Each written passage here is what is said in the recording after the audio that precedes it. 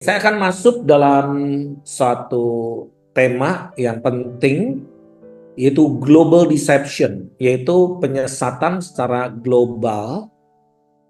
Dan sesuai firman Tuhan bahwa penyesatan ini tidak bisa kita hindari dan gak bisa kita tengking-tengking juga, karena itu semua sesuai yang tertulis di dalam nubuatan. Nah, saya akan coba kupas apa itu global deception, bagaimana cara bekerjanya, dan bagaimana mengantisipasi untuk supaya kita tidak terseret dalam penyesatan tersebut, karena licin sekali caranya dan taktiknya itu hebat sekali.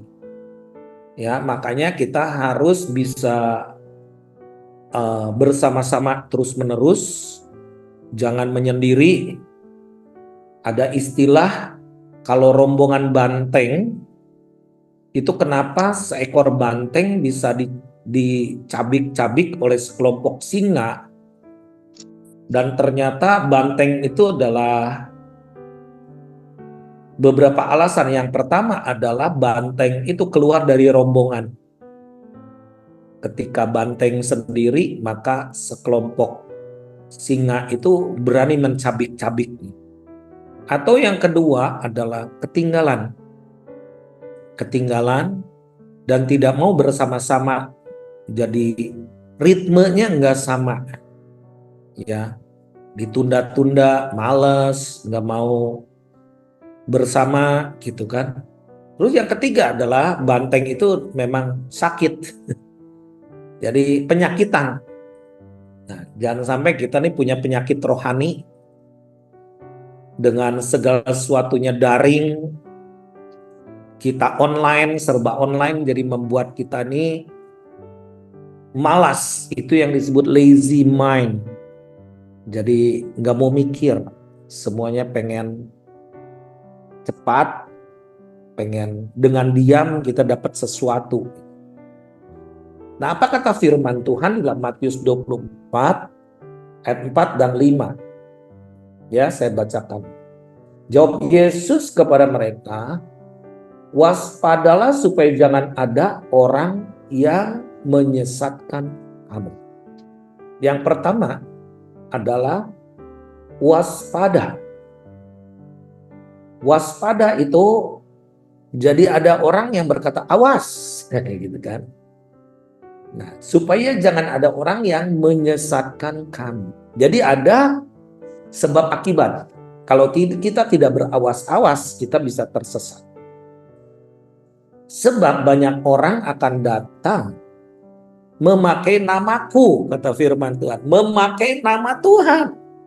Bukan pakai nama iblis. Kalau gereja setan udah kelihatan, Tuhannya ya setan gitu kan. Tetapi ini memakai namaku. Dan berkata, akulah Mesias. Nah, kalau hari-hari ini kita kupas masalah ini, akan semakin terbuka. Yang ngaku-ngaku Mesias jadi banyak. Dan mereka akan menyesatkan banyak orang. Jadi nggak satu dua orang, banyak orang. Jadi ini saya katakan menjadi satu gelombang yang disebut gelombang penyesatan sedang datang. Nah, apa kata firman Tuhan di dalam Matius 24 ayat 11? Banyak nabi palsu akan muncul dan menyesatkan banyak orang. Seberapa banyak?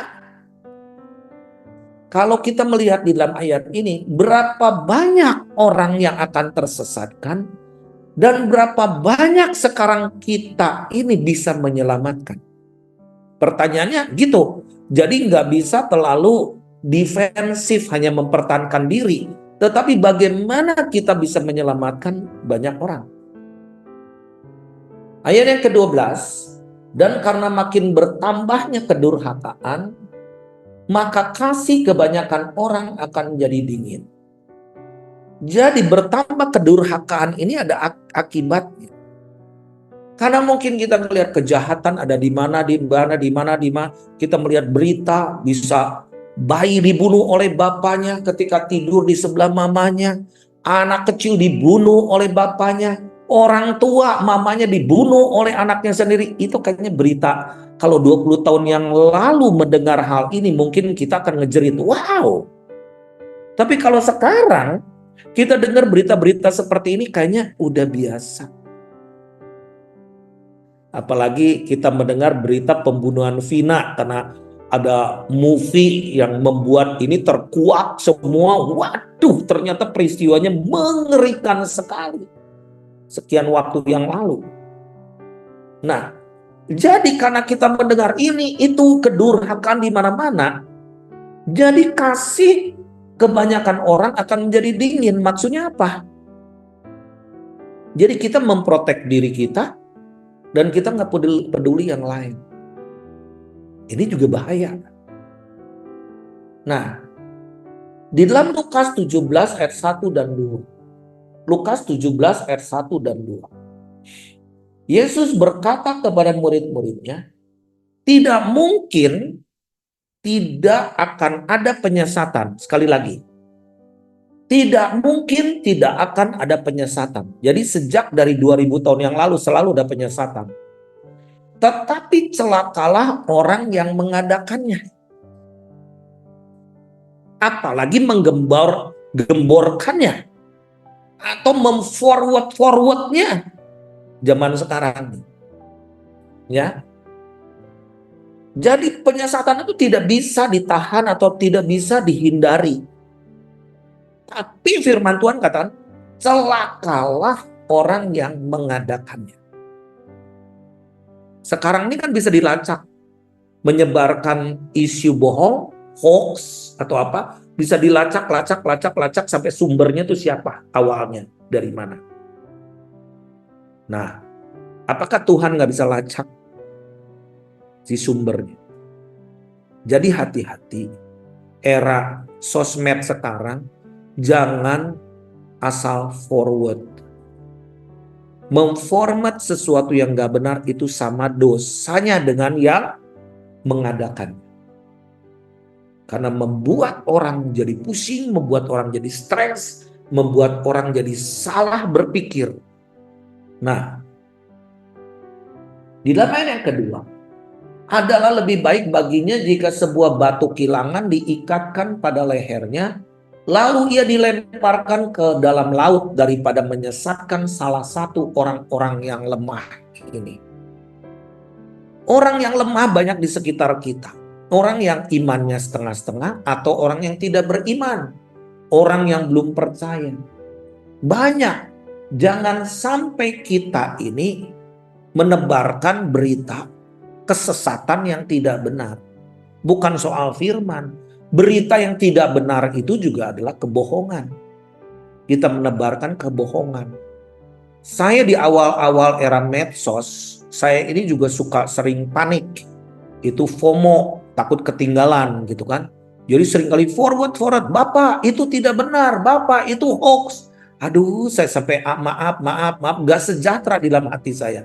Karena menebarkan berita yang tidak benar. Nah, firman Tuhan katakan begini.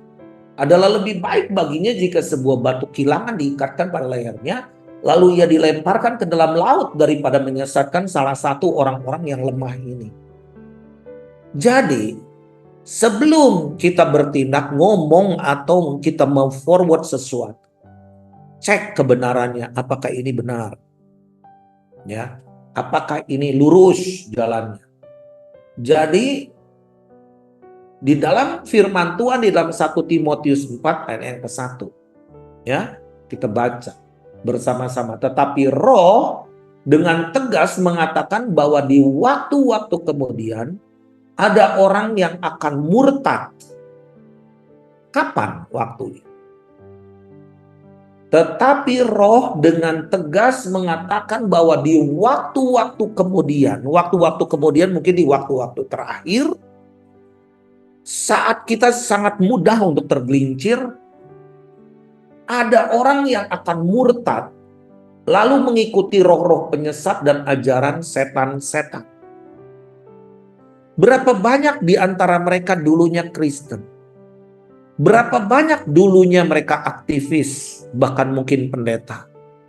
Kita lihat ya orang-orang terkenal. Siapa Michael Jackson? Dia adalah penyanyi gereja awalnya. Tapi akhirnya, siapa Whitney Houston? Dia penyanyi gereja yang luar biasa, yang diurapi, luar biasa. Suaranya berapa oktav itu, suaranya sangat diurapi. Tapi di akhirnya seperti apa? Nah, Bapak Ibu sekalian, serangan yang bertubi-tubi ini, yang dilancarkan oleh setan ini, dengan segala cara, saya katakan dengan segala cara, sedang menghancurkan iman kekristenan. Supaya kekristenan menjadi rapuh, dan kekristenan tidak lagi berdiri di atas kepercayaan imannya, dan seringkali mereka itu juga seringkali putus asa. Ada berita hari-hari ini, bagaimana kecenderungan daripada pendeta-pendeta yang masih muda di Amerika, keinginan bunuh diri meningkat. Pendeta loh. Persentasenya begitu naik drastis demikian rupa karena dengan berbagai alasan. Keluarga tidak menunjang, operational cost semakin berat, dan mungkin tekanan atau ditinggalkan jemaat. Banyak hal yang menjadi alasan membuat mereka frustasi.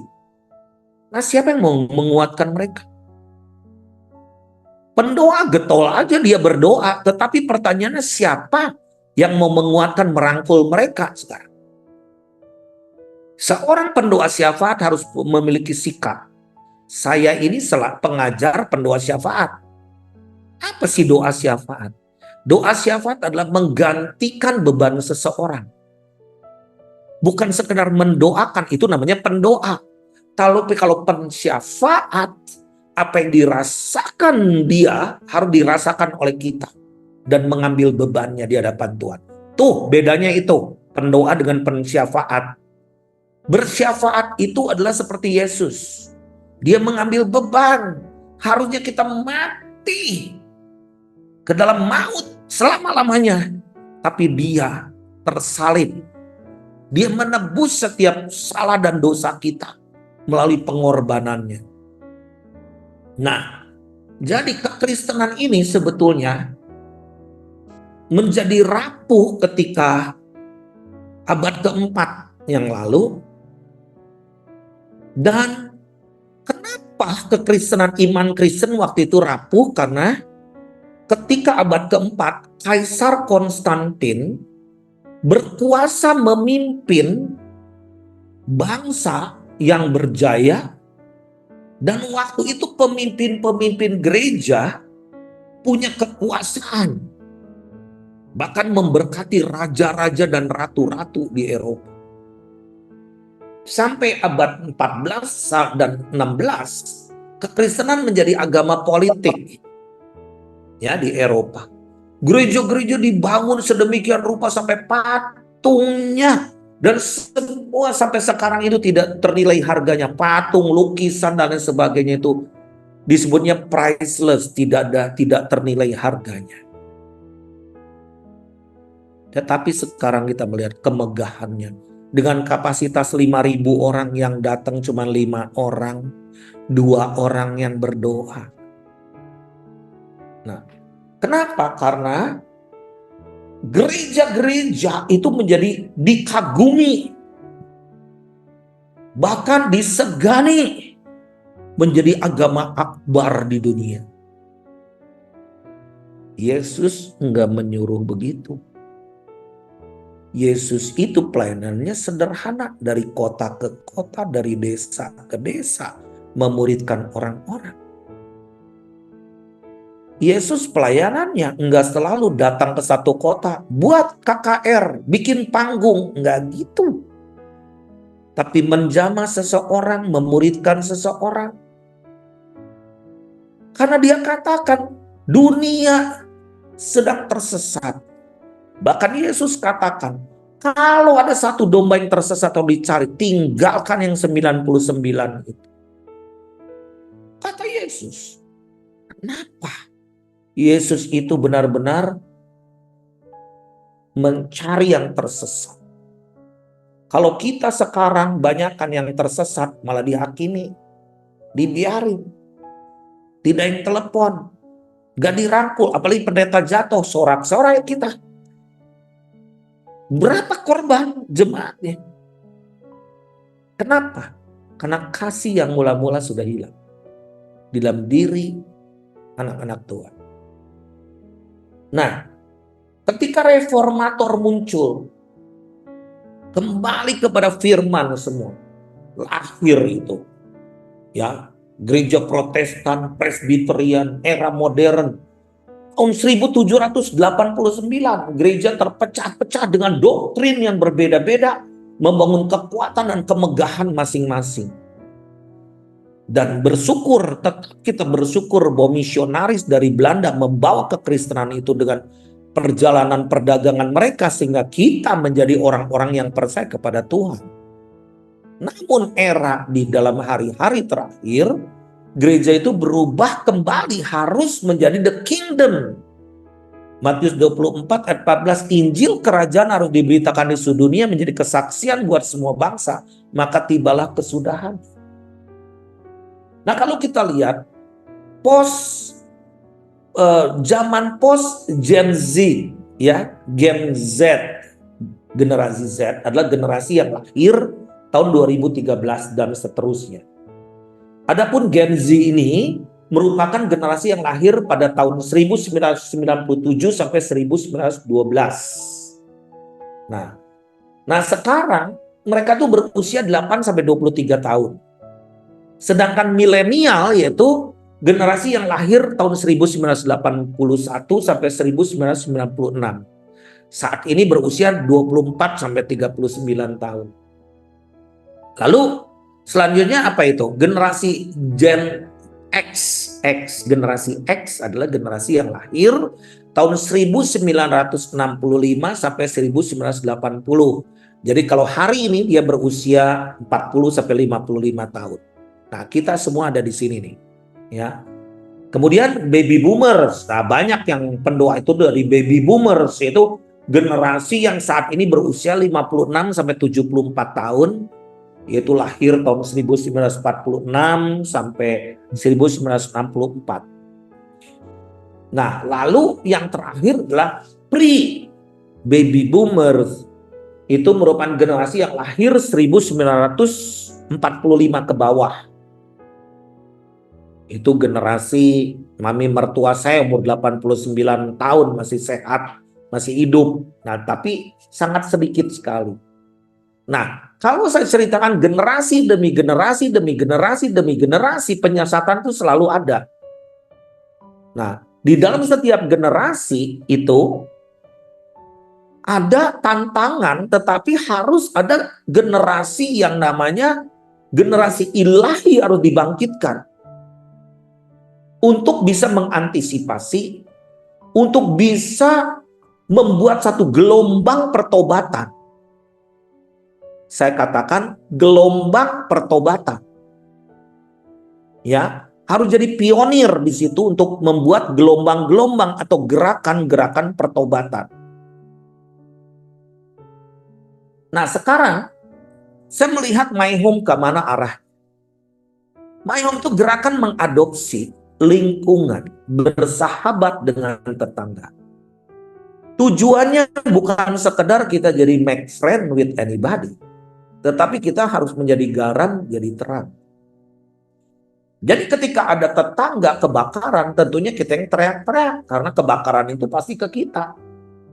Kalau ada teroris di sekitar kita, kita harus bereaksi penuh, karena jangan sampai ngebom ke rumah kita juga sampai kebom. Lihat ketika masa pandemi, ada satu orang di gang Anda, di jalan Anda, kena COVID-19, semua pada masuk ke rumah, pada ketakutan.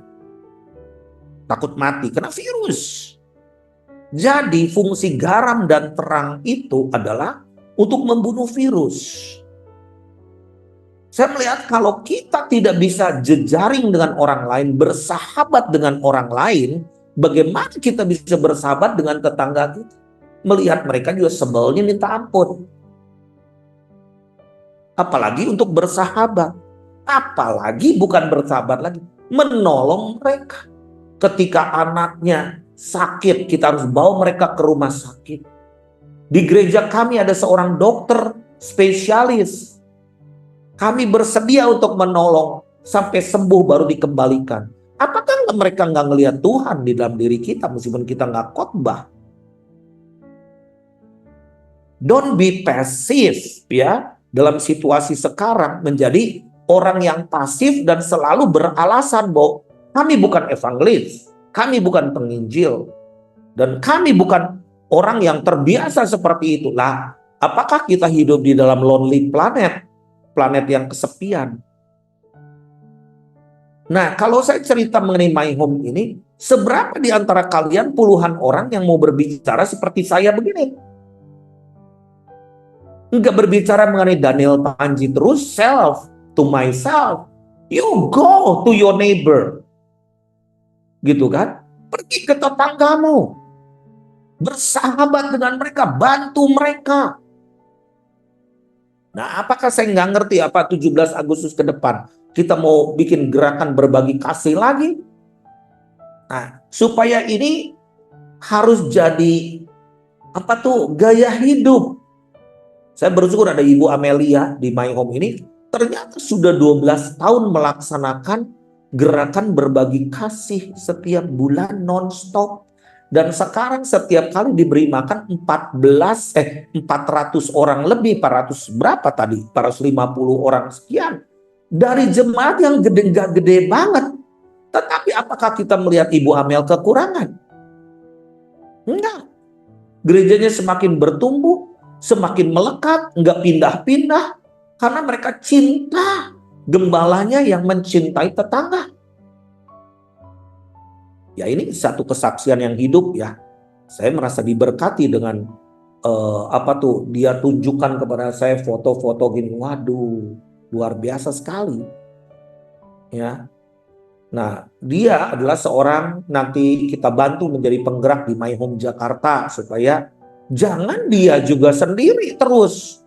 Ada berapa ribu gereja yang ada di Jakarta. Nah, oke, itulah gerakan kita untuk mengasihi tetangga kita, mengasihi kampus di mana sekitar kita atau anak kita ada di situ, mengasihi sekolah. Jangan sampai ada di komplek kita sekolah kita, yang di komplek kita sekolah urakan, narkobaan, tawuran. Pasti rumah kita pun tidak akan sejahtera. Nah, sekarang bagaimana penyesatan ini bisa bekerja secara masif ya dan secara sistematis dan juga bergeraknya secara signifikan menjadi satu tsunami penyesatan. Yang pertama adalah pakai media, pakai sosmed, pakai teknologi. Sekarang dari puluhan kota kita berkumpul bersama-sama. Ya. Dari berbagai kota. Itu dipersatukan oleh karena teknologi. Saya kaget juga. Saya dalam beberapa waktu ini saya khotbah di gereja. Saya melihat ada sharing firman, ada juga pengumuman gereja, tapi bule bahasanya Jowo. Sedikit intonasinya orang Jawa. Terus saya katakan, ini siapa? Pak, ini AI. Nah, sekarang pertanyaan apa? Manusia udah nggak ada lagi, jemaat udah nggak ada lagi. Kan ini tren. Jadi memakai AI. Sebentar lagi yang share firman AI lebih keren, lebih canggih. lebih hebat pengetahuannya, lebih bisa menggali. Tapi ada impartasi apa? Apakah ada aliran kehidupan? Ada pengurapan nggak? Ada kasih nggak? Ada perasaan nggak? Ada personal touch nggak? Ya, mungkin ada beberapa orang ngomong, Pak, jangan kampungan. Kita di era teknologi fine. Sekarang pertanyaannya, di mana garam dan terang itu? Kita sebagai manusia-manusia yang diurapi Tuhan, apa gawainya sekarang? Kalau kita hanya cuman sekedar mengelola, menggerakkan robot, pakai teknologi, kita sendiri nggak bergerak, nggak bekerja. Sama dengan pabrik-pabrik, garment, sepatu, Adidas, Nike, apa sih pakai robot, semua nggak usah pakai manusia. Dan kita lihat dunia kita akan dipenuhi oleh robot-robot. Dan kita menjadi lazy. Lazy itu malas, mau ngomong malas, mau khotbah malas, bikin pengumuman malas. Nah, dan ini yang kedua adalah melalui kebudayaan. Jadi budaya kita pun sekarang sudah berubah. Zaman dulu ketika kita rapat, kita harus ketemuan. Kalau berapa orang yang nggak bisa, oke, batal, di-set lagi. Ya, saya lagi di jaringan doa nasional tuh begitu. Waduh, mau rapat tuh. Sampai kita bikin retreat supaya ada fellowship. Sekarang penggantinya apa? Rapat pakai Zoom aja. Di sana tektokan. Bagus. Tetapi sekarang fellowship-nya mana? Apakah kita mau build relationship? Yang kurang di antara hamba Tuhan sekarang, no fellowship. Dekat dengan Tuhan tapi tidak berfellowship satu dan yang lain. Ini apakah berdosa? Saya katakan enggak berdosa. Cuman inti dari pertemuan 2-3 orang dalam namaku maka aku ada. Mana firman itu bisa jadi? Esensi ibadah, datang ke rumah Tuhan, bawa korban persembahan. Korban persembahan bukan kolekte saja, tapi membawa hidup kita di hadapan Tuhan. Dididik, dimuridkan, respect sama orang, bersosialisasi. Karena kita ini makhluk bersosialisasi, bukan robot. Kalau robot itu tidak bersosialisasi, nggak ada perasaan. Saya waktu di Amerika, saya berkendaraan mobil Tesla. Keponakan saya punya Tesla. Waduh, ngeri banget itu, kayak mobil-mobilan lah, kayak buat saya sini. Terus kalau saya lelah, saya cuma ngomong, udah, kamu handle ya.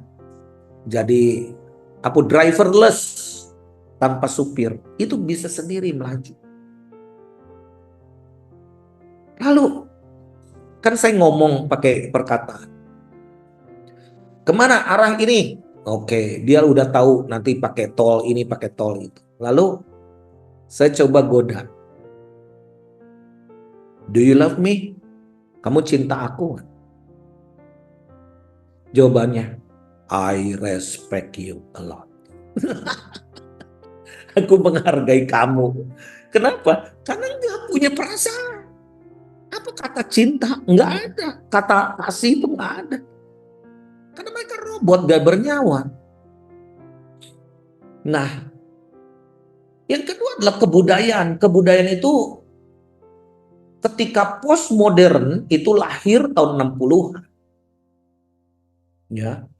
Itu menjadi orang-orang yang self-center sebetulnya. Ego, makanya gereja dibangun dengan kemegahan gini dan kerucutnya ke gembalanya. Gembala jadi titik center. Nah, agak kurang mengutus, tidak memuridkan, harus dipuling, harus di sini. Nah, tetapi ketika zaman milenial lahir tahun 90-an, mereka tuh mau sesuatu yang berbeda. We want to be different. We want to be different. You are my father. Nih ada anak saya nih. Father is father. Me is me. Tetapi dia ngerasakan sekarang ketika father and son bareng bersama-sama ada blessing. Ada blessing. Ada berkat. Ada berkat. Anda lihat aja. You have no father. You have no spiritual father. You get lost. You are living in a place of nowhere. Kita tidak akan hidup. Ada lively kehidupan dalam hidup kita. Kenapa? Karena gua deh, lu. Wah, itu mah roh Kain itu. Emangnya gua penjaga adikku? Jangan-jangan Koko dan adik juga begitu nih sekarang. Di rumah-rumah Kristen, Koko dan adik aja udah begitu tuh. Nah, jadi kalau kita lihat, ciri daripada penyesatan adalah tidak mengakui Yesus sebagai Tuhan dan Juru Selamat. Udah contreng aja itu. Di dalam 1 Yohanes 4 ayat 3. Dan setiap roh yang tidak mengakui Yesus, tidak berasal dari Allah. Roh itu adalah roh antikristus. Titik. Dan tentang dia kamu telah dengar bahwa ia akan datang, dan sekarang ini ia sudah ada dalam dunia. Itu parameter pertama. Yang kedua, di dalam 2 Yohanes 1 ayat 7. Sebab banyak penyesat telah muncul dan pergi ke seluruh dunia, yang tidak mengaku bahwa Yesus Kristus telah datang sebagai manusia. Itu adalah si penyesat dan antikristus. Jelas sekali kan ayatnya. Sebab banyak penyesat telah muncul dan pergi ke seluruh dunia, yang tidak mengaku bahwa Yesus Kristus telah datang sebagai manusia. Itu adalah si penyesat dan antikristus. Sekarang ada satu doktrin dari gereja Korea masuk ke Indonesia, Shin Suji. Waduh, ketika dia kumpulkan para pemimpin 100.000 orang. Can you imagine? Berapa ribu orang dari Indonesia. Dan mereka ekstrim dalam hal memberi. Mereka ekstrim dalam mengikuti ibadah. Konferensinya hebat, di-provide semuanya. Tetapi ujung-ujungnya, siapa Mesias itu? Gembalanya. Nah, jadi hati-hati. Ada Yesus yang lain atau ada Injil yang lain. Kita harus tetap pada keputusan hidup kita bahwa Yesus adalah anak Allah, juru selamat dunia. Oleh darahnya kita beroleh penebusan. Di dalam 2 Korintus 11 ayat yang keempat, sebab kamu sabar saja jika ada seorang datang memberitakan Yesus yang lain daripada yang telah kami beritakan, dan memberikan kepada kamu roh yang lain daripada yang telah kamu terima, atau Injil yang lain daripada yang telah kamu terima. Ada roh yang lain, Injil yang lain, Yesus yang lain. Nah, itu yang pertama tadi, itu kita lihat kebudayaan yang terus media, bagaimana bekerja melalui medsos sampai seluruh dunia dalam 1 detik aja. Ini disebar aja ke seluruh dunia, apalagi kalau berita heboh dalam 1 detik seluruh dunia tahu. Kenapa berita mengenai Yesus begitu sulit nih sekarang? Karena tidak ada yang mengobarkan. Kesaksian dipendem. Gak berani bersaksi bahwa Yesus sudah menyembuhkan kita. Yesus sudah memulihkan kita. Lalu kebudayaan, jadi kebudayaan diciptakan kebudayaan itu sekarang. Emang LGBT bukan budaya, itu budaya. Nah lalu Penyembahan berhala. Berikutnya, penyembahan berhala itu maksudnya gimana? Penyembahan berhala itu bukan sekedar patung yang disembah-sembah, pohon yang disembah-sembah kayak animisme atau gimana. Bukan, tetapi bisa setan yang disembah, atau manusia, atau juga sistem. Sistem. Nah, ada namanya belief system. Belief system itu kepercayaan kita yang dikelola di dalam mind kita, pikiran kita, dan itu menjadi satu kepercayaan. Gimana ya caranya? Misalkan, kalau kita doa, lipat tanganmu, tutup matamu, tundukkan kepalamu, baru engkau sah berdoa. Itu ajaran dari mana? Ya, misalkan gitu kan. Nah, itu kan belief system yang turun-temurun. Ya itu mah baik-baik saja sih, nggak ada masalah. Tetapi ada belief system yang lain yang diciptakan oleh doktrin-doktrin, oleh pengajaran-pengajaran manusia. Bahkan tanda kutip pendoa-pendoa yang kalau berdoa harus gini dulu, harus gitu dulu, harus gini, harus nyembah kemana dulu, harus pakai jubah mana dulu, barulah itu sah. Oh my God. Yesus aja nggak ngajarin begitu. Nah, jadi itu we have to be very careful. Karena Tuhan tuh melihat hati. Bukan melihat actingnya, bukan melihat penampilannya. Lalu ada namanya lawlessness. Apa itu lawlessness? Itu melawan hukum Tuhan. Jadi antikris itu disebut man of sin atau man of lawlessness. Itu manusia si dosa itu, atau manusia dari lawlessness, ketidaktaatan kepada hukum.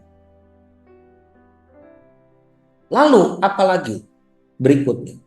Mempercayai nubuatan yang tidak sesuai firman Tuhan. Ulangan 18 ayat 20. Tetapi seorang nabi yang terlalu berani. Coba ya catat nih ya. Tetapi seorang nabi yang terlalu berani untuk mengucapkan demi namaku perkataan yang tidak kuperintahkan untuk dikatakan olehnya, atau yang berkata demi nama Allah lain, nabi itu harus mati. Oh my God. Ini Tuhan yang bicara. Kalau dia mengatasnamakan Tuhan, tapi itu bukan berasal dari Tuhan, nggak ada buktinya, nabi itu harus mati. Nah, atau juga ditafsirkan dengan salah. Bukan nubuatan palsu, tapi ditafsirkan dengan salah. Di dalam 2 Petrus 1 ayat 20 dan 21. Yang terutama harus kamu ketahui ialah bahwa nubuat-nubuat dalam kitab suci tidak boleh ditafsirkan menurut kehendak sendiri. Sebab tidak pernah nubuat dihasilkan oleh kehendak manusia.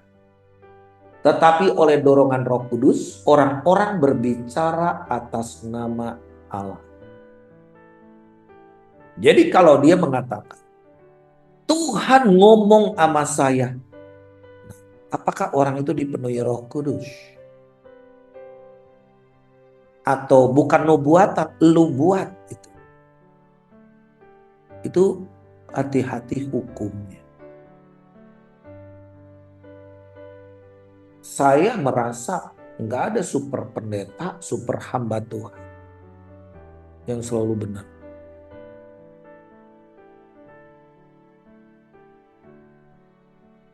Termasuk saya.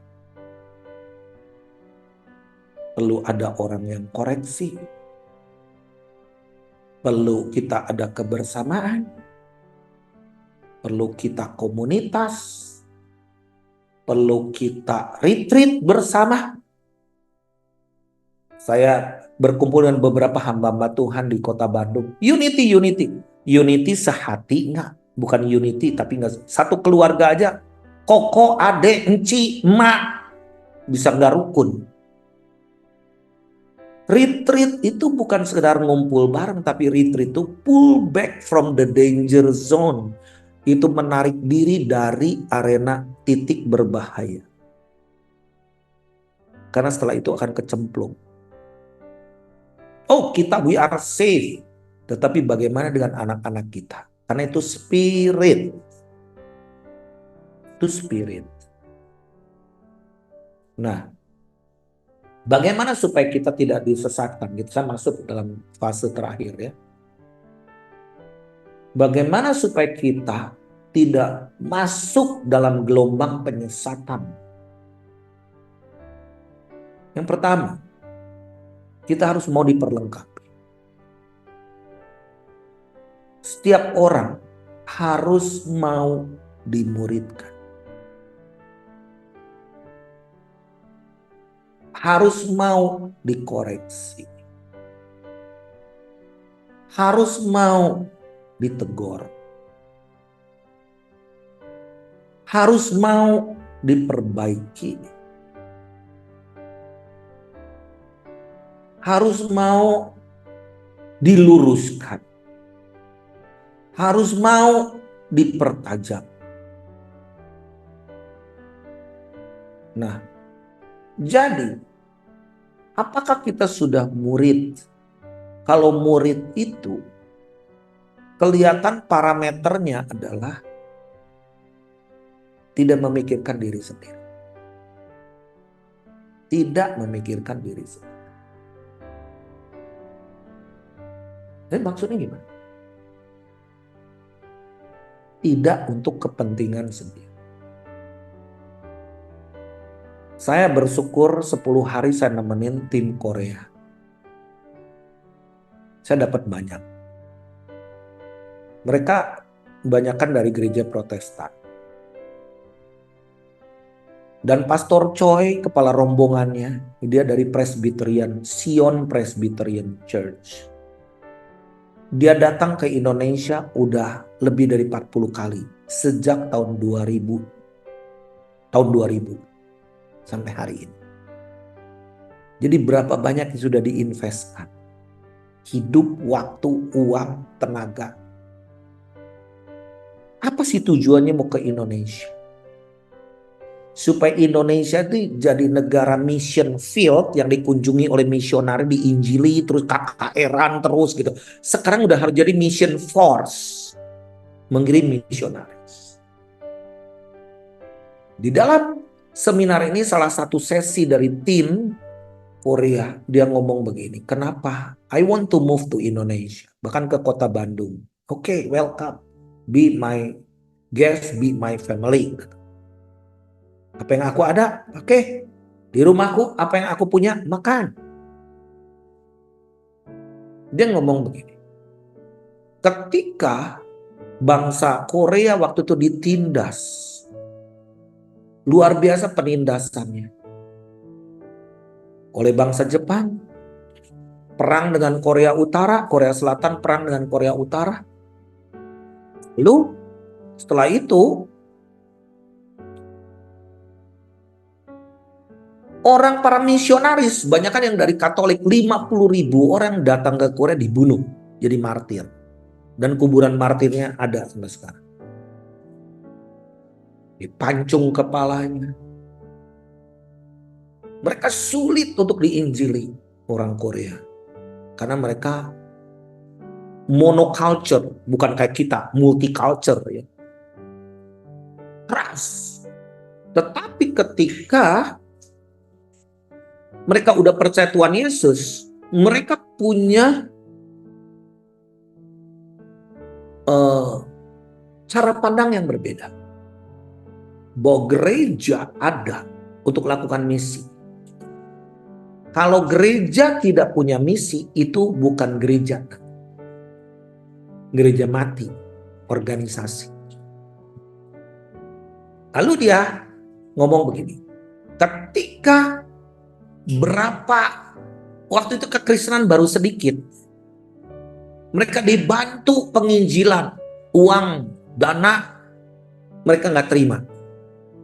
Kalau kita melakukan misi disupport oleh bangsa lain, Itu kan bukan misi namanya. Itu kita jadi calo. Jadi mereka menolak bantuan dari Amerika dan mereka mulai mengirim misionaris ke bangsa-bangsa lain pakai uang sendiri.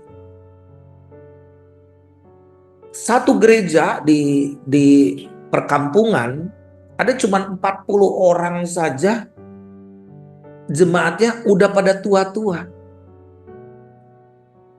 Lalu pikir bisa apa mereka di kampung cuma 40 orang pada tua-tua. Berapa sih persembahannya juga? Gereja kecil.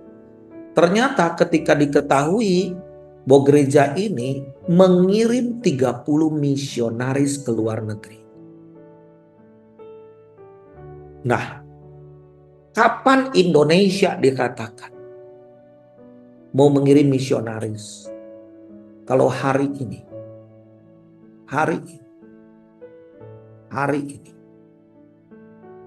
Ya. Di Korea ada 8 juta orang Kristen. Mereka sudah mengirim 30.000 misionaris, bahkan mungkin lebih dari Amerika sekarang. Indonesia enggak 8 juta orang Kristen, 36 juta orang Kristen. Tapi mengirim misionaris hanya 500 orang. Dan itu juga belum tentu ada. Saya belum pernah ngalami dalam seumur hidup saya. Saya pergi ke Israel berkali-kali, tetapi sekarang eranya ketika saya mau ngebantu mereka tuh menolong, mereka tuh menerima pintu terbuka untuk kita tinggal di rumah mereka. Padahal mereka selama ini menganggap kita nih orang najis, haram untuk menginjak rumahnya. Tapi mereka mengundang kami tidur di rumah. Rabi-rabi didoakan. Saya kaget, Tuhan, saya nggak pernah ngalami seperti ini. Kalau orang sudah dekat keselamatan, bagaimana dengan kita? Sementara kita melihat keluarga besar kita masih terhilang. Yuk kembali kepada panggilan kita. Jadi kita harus dimuridkan. Yang kedua, jangan menjauh dari ibadah dan komunitas orang percaya. Tolong supaya kita nih berusaha bikin gathering bukan sekedar untuk supaya kita ada proyek bersama apa enggak, tapi menjadi komunitas. Untuk menjadi penggerak. Penggerak itu enggak perlu pakai nama. Ya. Ada nama pendoa gini gitu, nama ini itu. Sampai saya ini penggerak doa, saya sampai bosan ngelihat itu. Karena yakin, percaya bahwa di sorga itu panji kita nggak nancep di sorga. Cuman darah Kristus kita masuk ke sana. Kadang grup doa ini dengan grup doa itu nggak akur. Di jaringan doa tempur ini dan ini. Bagaimana kita bisa berdoa? Bangsa kita sedang memanggil kita sekarang dalam situasi kalau Ibu Suset mengatakan bangsa kita lagi nggak baik-baik saja. Maksudnya jangan berdoa seperti biasa. Harus ada tekanan, harus ada dorongan, harus ada rasa sakit bersalin melihat keadaan bangsa kita. Yuk bentuk komunitas sehingga kita bisa saling percaya satu dan yang lain, saling mendoakan, saling memperhatikan satu dan yang lain. Yang ketiga, bagaimana caranya supaya kita tidak disesatkan? Lakukan misi dan melaksanakan amanat agung. That's it. Yesus aja di dalam Lukas 8 ayat ke-1, Yesus bersama murid-muridnya berjalan dari kota ke kota, dari desa ke desa, memberitakan Injil kerajaan. Itu simple. Apakah di situ langsung bangun panggung? tenda besar, enggak. Dia dari rumah ke rumah. Bertemu dengan seorang, bertemu dengan tetangganya, bertemu dengan makan bersama. Simple. Nah, yang keempat, bagaimana supaya kita tidak bisa bergantung pada Roh Kudus? Karena dia adalah penolong, penghibur, parakletos, dia dunamis. Jadi mari kita bergantung. Kenapa ada Roh Kudus? Allah kita Tritunggal, gak bisa ditawar-tawar. Jangan lagi doktrin dipecah-pecah-pecah. Yesus tuh hanya manusia biasa. Roh Kudus tuh bayang-bayang. Astaga, kenapa zaman dulu kok nggak ada pendeta-pendeta ngomong begini, sekarang jadi mendadak pada ngomong begini gitu kan. Dulu mah tulus, percaya, udah, just believe gitu. Nah, jadi kalau nggak ada Roh Kudus sebagai penolong, gimana kita bisa ngerti bahwa itu dari Tuhan atau dari setan? Karena setan juga akan melakukan mujizat. Mereka akan lakukan mujizat. Yang lumpuh langsung berjalan, yang buta langsung melihat. Bisa, bahkan yang mati perlu dibangkitkan, bangkitkan. Di dalam 1 Yohanes 2 ayat 26 dan 27 ayat terakhir. Semua itu kutuliskan kepadamu, yaitu mengenai orang-orang yang berusaha menyesatkan kamu, sebab di dalam diri kamu tetap ada pengurapan. Ini penting. Jangan pengurapan tuh diurapi terus. Kita nggak percaya bahwa kita ada pengurapan Tuhan di dalam diri kita. Ya. Sebab di dalam diri kamu telah tetap ada pengurapan yang telah kamu terima daripadanya. Pengurapan itu datang dari Tuhan, bukan dari manusia. Kita alat aja mengurapi. Karena itu tidak perlu kamu diajar oleh orang lain, tetapi sebagaimana pengurapan yang mengajar kamu tentang segala sesuatu, dan pengajarannya itu benar. Gimana cara benar pengajaran? Sesuai firman nggak? Kita semakin les nggak? Dan Tuhan semakin bertambah-tambah.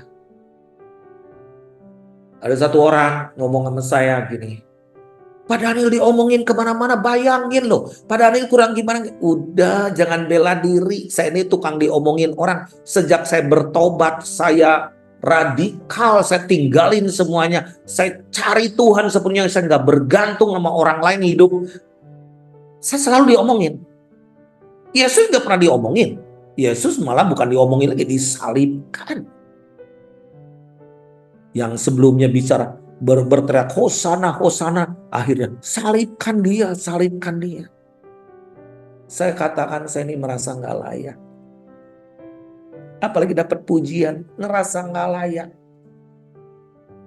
Belum apa-apa. Saya di krus, ikut krus, ada doa. Itu satu perempuan yang saya nggak kenal, umur 71 tahun. Kok dia bisa book satu krus 3 juta US dollar? Dan hanya punya satu kerinduan, bangsa Cina dan bangsa-bangsa lain berdoa 24 jam non-stop di kapal krus itu selama 288 jam totalnya. Dan dia sampai juga bisa-bisanya nyicil 7 tahun. Saya sampai katakan saya belum sampai segitu Tuhan. Pengorbanan saya belum sampai segitu untuk satu visi. Nah, karena itu kamu tidak perlu diajar oleh orang lain, tetapi sebagaimana pengurapannya mengajar kamu tentang segala sesuatu dan pengajarannya itu benar, tidak dusta, dan sebagaimana ia dahulu telah mengajar kamu, demikianlah hendaknya kamu tetap tinggal di dalam dia. Gimana caranya? Supaya kita tahu di dalam pengajaran yang benar, tetap tinggal di dalamnya. Every time, sometimes aku ini kan suka marah-marah. Sometimes aku ini strong character dan lain sebagainya. Dan every time Tuhan ingatkan, minta ampun. Dan saya sering kali bilang, forgive me. I'm wrong. I'm a leader. Still wrong. Masih bisa salah. We can do wrong. Kita bisa lakukan hal yang salah. Apakah Daud gak pernah bersalah? Kenapa Daud dicintai Tuhan? Karena dia tetap keep humble. Saya masih jauh seperti Daud, masih jauh dari orang-orang yang saya melihat, wow, dahsyatnya luar biasa. Mari Bapak Ibu sekalian, keep strong dan kita tetap berjalan di dalam kehendak Tuhan, dan biarlah nama Tuhan ditinggikan dan dimuliakan, dan biarlah kiranya Tuhan sendiri yang akan menjadi Raja, menjadi Tuhan atas hidup kita semua. Saya kembali kepada Regina. Thank you so much. God bless.